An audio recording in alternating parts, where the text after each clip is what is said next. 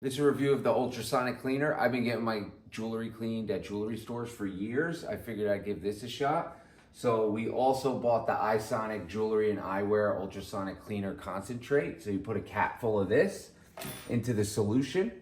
And now we got the water in here. It's recommended for 3-minute setting for jewelry and rings. So we got some jewelry here. This is a gold ring we're gonna throw in. This is a gold bracelet. I haven't cleaned these in probably a year. So I'm excited to see the results. This is a diamond ring. And then we got some diamond earrings. So it's very simple. You throw them in.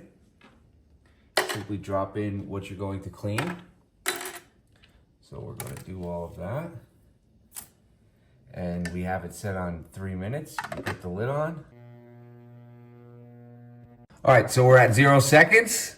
Let's see what we got. So first we're going to pull out this big gold ring. It looks great.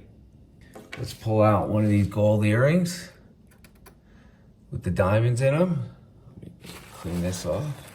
I mean, definitely no different than when I get my jewelry cleaned at the jewelry store. Just as shiny. Now let's check the bracelet. This was the dirtiest of them all, so I'm excited to see how this came out. This thing is shining too. It looks fantastic.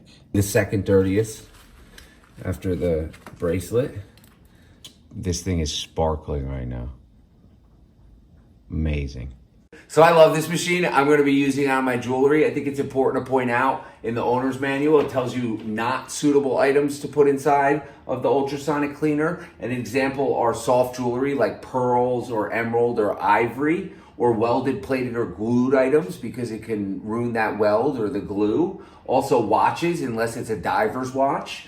And then items that have wood or coated glass or ceramics. So if this video is helpful and allowed you to make a better decision, click the thumbs up below.